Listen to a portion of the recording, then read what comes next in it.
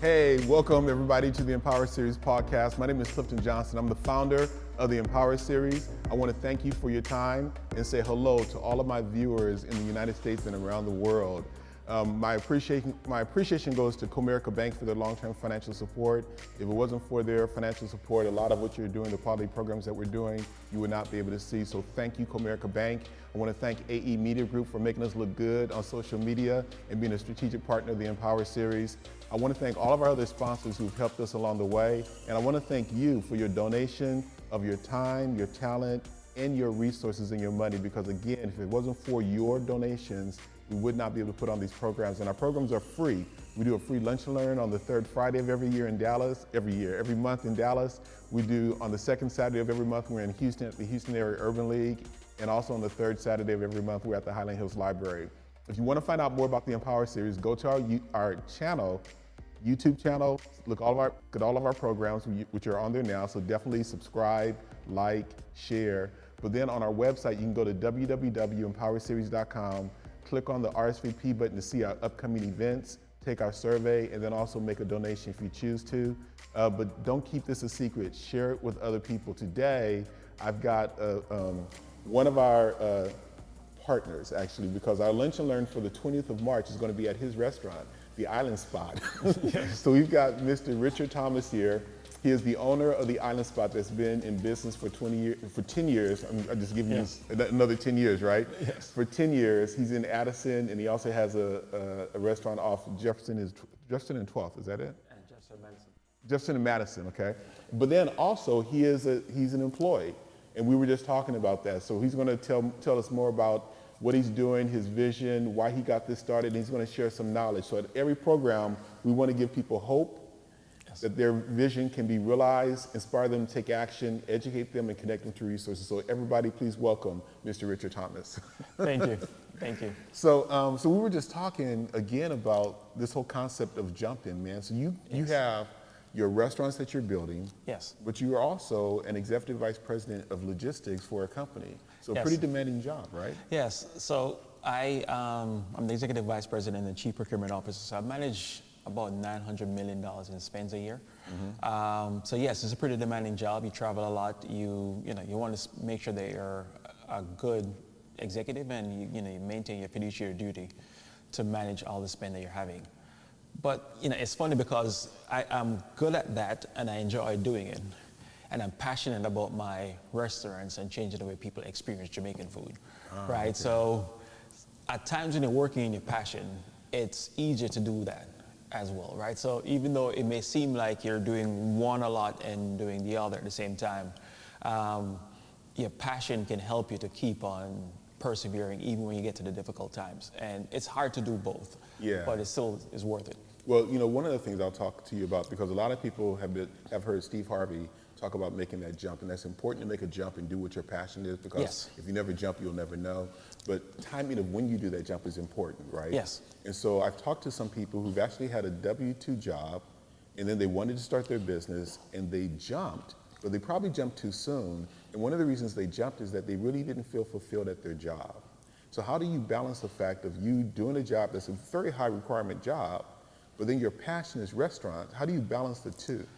Well, it also depends on what you're trying to do long-term for the business, right? So if you want to give the business your best chance to succeed, it's a balancing act between, is my value the most to actually work in the business every day and try to see if I can improve it that way? And then that's the investment I'm making in it. Or is my value to be able to help it to be capitalized? And a lot of people don't realize that one of the biggest reasons why most businesses fail in the first few years is access to capital. A lot of times with minorities, it's harder for you to get seed capital for an idea or venture capital. So a lot of times you have to move from ideation and the seed round to what they call Series A, which is that you have a proven concept, you have revenue, and then after you prove that and have some trajectory of performance, then you can start having conversations with people about capital. Mm-hmm. A lot of people jump out, try to start from scratch.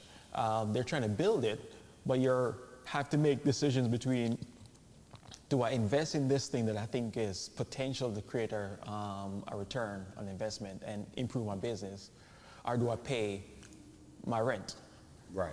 So Right. that's really the literal thing, Yeah. right? So then sometimes because of that decision set, your business suffers. Okay. No, but also on the flip side, if you're not there working on it 24/7, there's nobody with the same level of passion and commitment that you have to your business.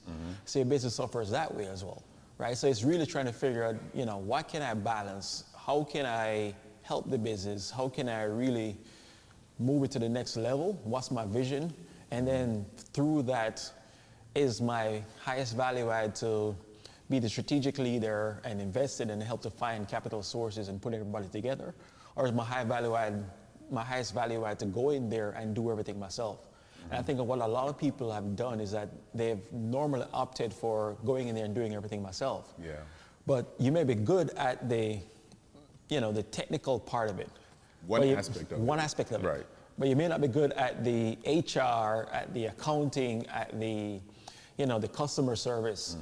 All those are part of a business, right? So that makes it harder because then you have to figure out, okay, if I'm good at this, I need to fund all of these as well. And so there's a difference between, you jumping into it and being the tactician, Yes. right? Like we were talking about EMF. Yes. And being the person that is the business versus creating the system in the business to run itself. So there was a gentleman who spoke in Houston who actually owned 4 Baskin-Robbins. Yes. And he talked about him and his wife, how when they had 3 of them, the assumption was that they were working their stores, but in reality, they had their W-2 jobs and they had those businesses running. Yes. And the epiphany that came to him was when he first started looking at owning a business and buying a business, he was looking at this guy who owned a janitorial service. And he said, man, you don't look like a janitor. And he said, I'm not a janitor. I simply own a janitorial business, right? Yes, yes. So with you're talking about having restaurants, and does it make sense? Are you the value add by being there in the restaurant or creating the system where the restaurant and the patrons and the people can have a great experience, and a great Jamaican experience with the food and everything, and you building the system so that can go on without you? Yes. Is that your biggest value, or do you want to be in there every night, right? Well, I don't. My goal is to create the first national brand. So by making the first national brand, by default, I can't be in every store every night, right? But what was interesting to me was that for a while, I kept on, when I tell people I own a restaurant, they kept on saying, I didn't know you could cook. And I'm like, I can cook maybe 4 dishes for my wife. And sometimes my wife says I don't cook enough. Right. But everybody keeps on telling me that. And it's like, I don't think people naturally think about what business ownership is. Okay. When people are thinking about business ownership, they're thinking about the work within it, right? And so I thought that was what was going on, where every single time I tell someone, I own it. And I always say the same thing, I own it, because that's what it is. I own this business. They keep on asking me, am I a good cook?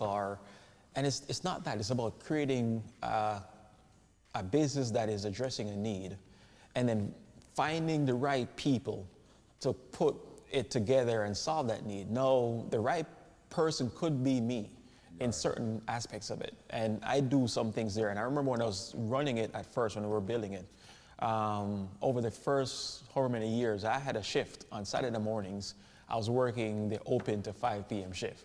Okay. Right? And at the same time, I was trying to help my business. I was learning my business. And in the week, I was working at my regular company. But that's still a part of it. And then eventually I realized that that's not my highest value add. And the more I progressed in my career, the more I realized that I have to devote time to that career to help to accelerate the business, or to even help to fund the business when it's not going right. So that's the balancing act that you have, where there's a misconception with people about ownership. And ownership doesn't mean I have to be the tactician every time. Well, the other thing is that I think they underestimate the value of hard work, because Damon John was saying that when he started the FUBU brand, which is now, what is it, $6 billion brand? When he started that, he was a waiter at Red Lobster. Red Lobster, right? Yes.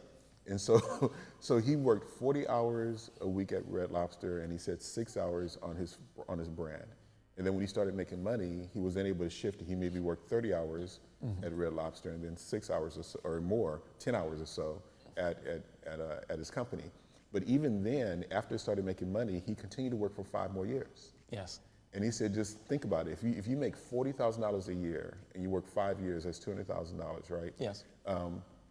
That's $200,000 that did not have to get taken out of his business. Yep. Or he didn't have to produce a certain number of sales to make that money. Yes. And so what people don't get is that it is hard work for you to take a job that solidifies your income so you can pay your bills. Yes. But then build systems and then trying to find the right people, because the Yes. difficult thing is finding someone who's as passionate as you are, Yes. who's as good. But if your goal is to have a national brand and have stores in multiple outlets, you can't be everywhere. No, you can't. So you've got to build that system. And what you're saying is that that's what you're focusing on right now, building your... Yes, I'm trying to scalable. focus on where our weaknesses, where our pain points, and trying to solve them. Okay. And at times when I don't know it, and I'm happy to accept when I don't know things, and I think sometimes people need to accept more their limitations, is that I then try to go find people who are experts at that and work with them to solve it. Okay. Right? So for me, spending time outside of the business and looking at it, I tend to see the warts. I see what's good, and I actually can focus on what I'm trying to get towards, which is my vision. And I keep on trying to make the investment on it. And I can say this, is that, you know, my business keeps me up at night more than anything else, right? Because once you own something, it's always in the back of your head. It's always, you're trying to percolate on it. How do I change this? How do I make this better? What am I doing wrong? I mean, you have something that's, you know, frustrating you. You keep on thinking about it over and over again until you can solve it, or you can find help to solve it. So it's good to be able to balance both. I definitely see the benefit of jumping in and working at it. I also see the challenges, which is that you create another cash drain on the business. Yeah.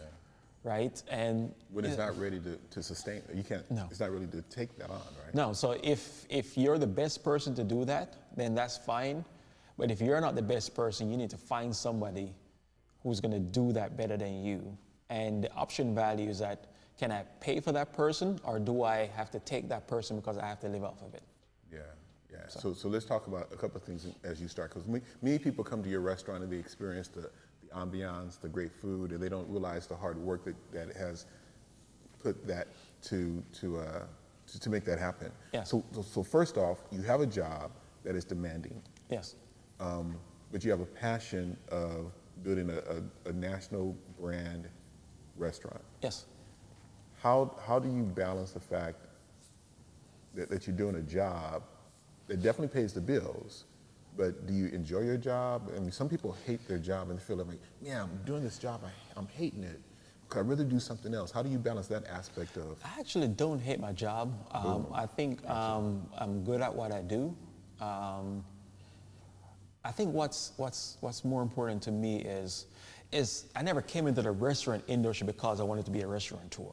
And I was always entrepreneurial. Growing up, my mother had this small grocery shop. I was running it at 13 before I came to college. So I was always entrepreneurial. Why I came into the restaurant space was that I realized that there was a need there, and there was lack of quality, full service, casual dining, restaurant atmosphere, that black-owned, that actually target our palate, and that can actually create something that we think people will engage with, and then also share a better light on my culture. Gotcha. Right? So for me, that was the vision. It was the best island spot, right? Yes, that's the island spot. And then the interesting thing is that by trying to solve that, you hit roadblocks over and over and over. But because of the vision, the Bible says to write your vision. Make it clear. Yep. Yeah. And the reason why I have to write it out is because you are going to hit challenges. And that's what's going to keep you. It's like, what are you anchoring on? And I know that's what I'm trying to do, which is create the first national brand. Then, when you're working at somewhere else, you're working towards your vision nevertheless. So that's a good point. So even if it's something that you may not want to do, it's a stepping stone towards your vision. Yes, so because of that, it shouldn't be something that you dread and hate. No, because it's all about how you think about something. It doesn't mean that it has to be fun. But if you think about it, that I'm working here and I'm putting in my best efforts because this is investment capital to make my vision better. Then don't hate it. No, you're actually literally going out and creating investment capital. Right. Right? It's not that you're going out there and I'm just going to this job because I have to go to this job. You know, I read a lot, and there's one of them. It's the Rich Dad Poor Dad. Okay, You talk about the cash flow quadrants, right? Yeah. You need to move from the B to the I, right? Which is business owner to investor, right? And then when you think through from the richest man in Babylon, Right. they talk about you use it's increase your ability to earn, and then you take a portion of what you're making, and you make your coins work for you, and those coins will keep on. They will make more coins. More coins. Yeah. What that is practically is that increase my ability to earn. Where can I earn the most? Sometimes it's my job. Yeah. So then I need to make sure that I'm a good steward of that fund to put in something else, my business. Now, eventually my business is going to be able to create enough that then I can move from a W-2 earner to a business owner, and then I move to the next one, which is an investor. So if you think about how most people create generational wealth, is you start off with your source of capital, which is your job, and it has to be, because I'm from Jamaica, I never was born with a silver spoon, Right. or I didn't have any endowment fund or anything like that. But you start with that. You try to create a business, and eventually the business is going to move from taking money from you while you're trying to grow it, and hopefully it comes to something that's spilling off capital. Now, it's spilling off enough that it can take care of you, and then eventually it can spill off enough that you can invest. Now you need to use that part of it and start to put it in different vehicles to grow. And eventually you'll be at a place that either you sell your business or you keep it, but you won't have to be in that stage and you move to an investment. And now you're just thinking about how do I maintain and grow generational wealth, right? So that's kind of the path where sometimes people jump out of the first phase too early. It's like, I need to go into business. Right. But when you put your need on top of that business, it actually slows down the business ability to grow.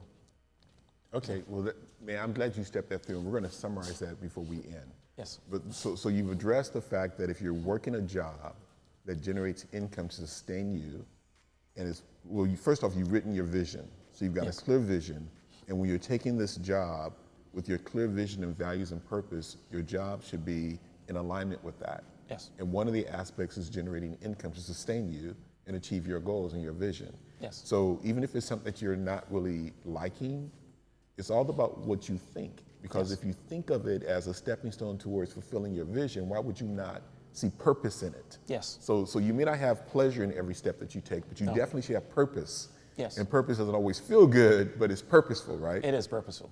So that's the answer to some people who are thinking, why am I sitting here at this job when I'd much rather be doing something else? Because this is where you are today, and it's a stepping stone. Yes. The second thing that you talked about that a lot of people have a hard time with is getting the people involved to start the business when you're not there. Yes. So not only the challenge of finding the right person, but what most people look at is money to motivate people. Yep.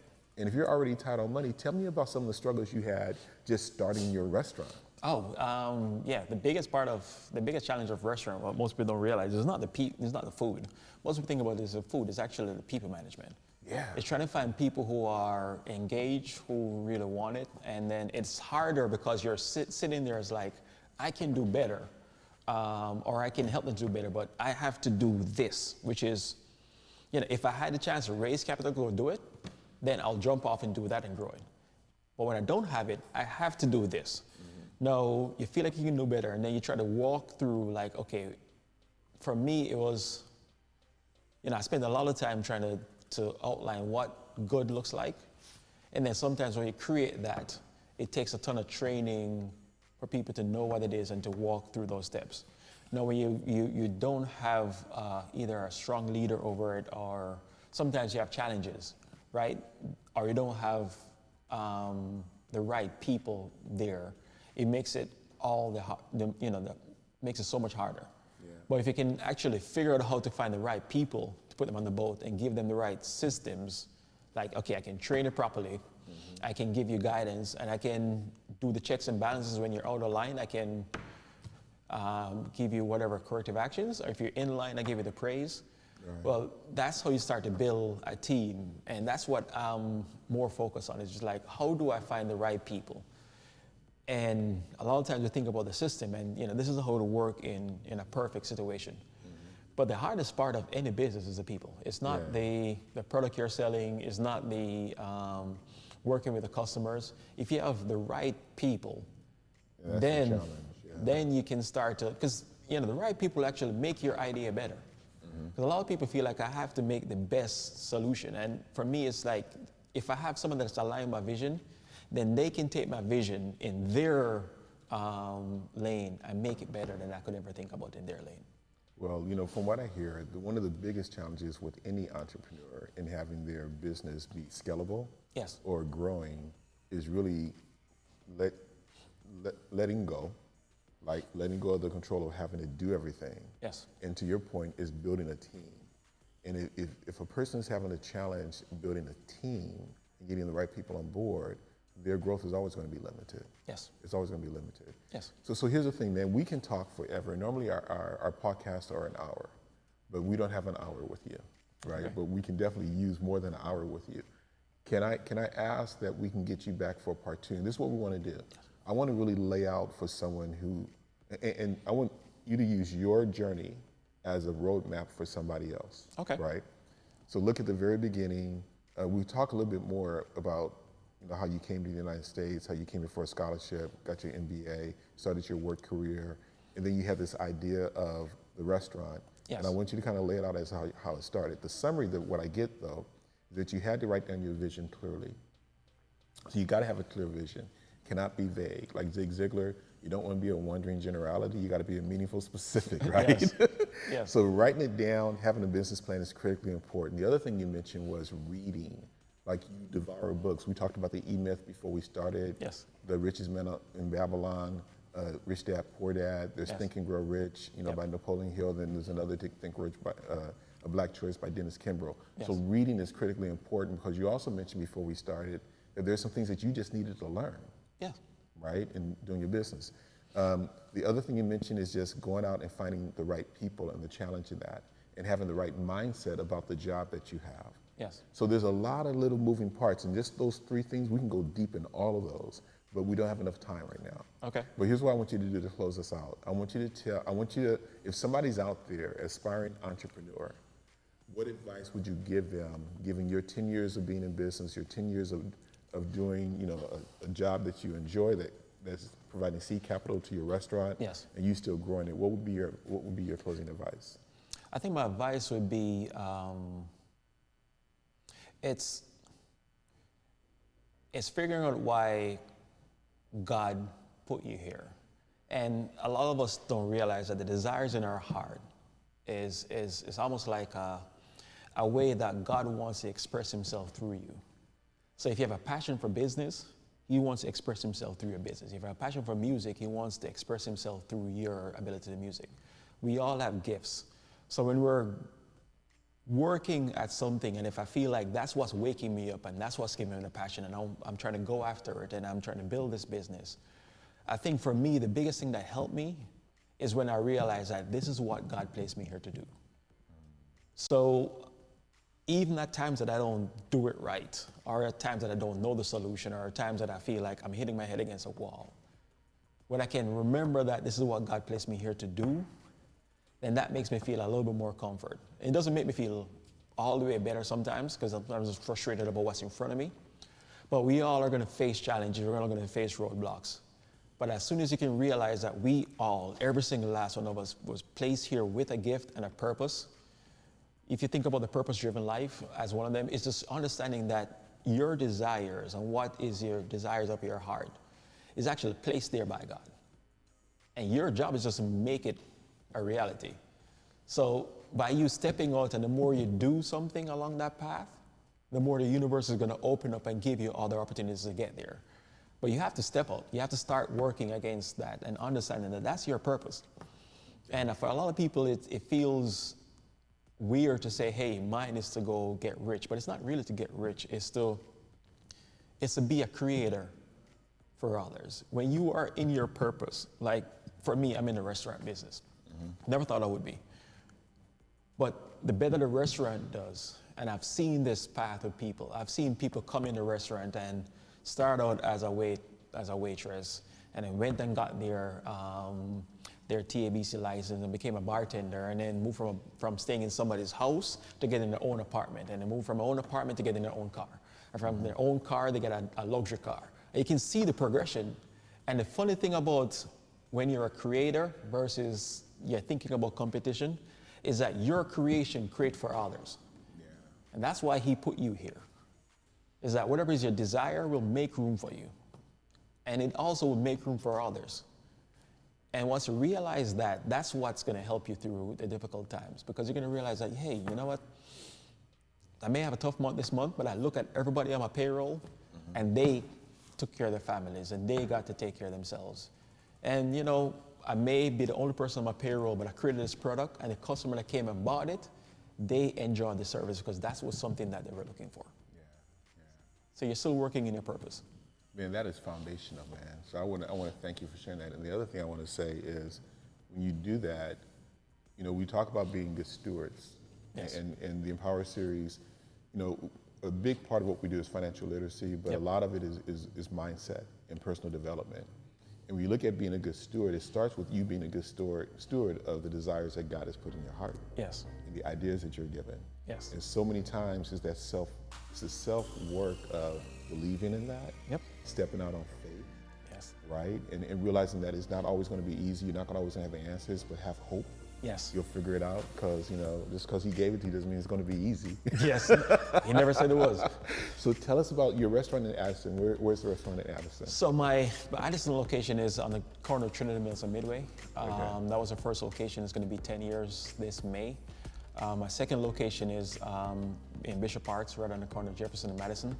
And they were opening our third location this summer at the Arlington Highlands Mall. The announcement, have you made that announcement yet? Is this the first? You're finding out live? Yes. On the Empower Series podcast. Got it. Yes, we're just submitting our permits to the city of Arlington last week, and we're finalizing the lease on Monday.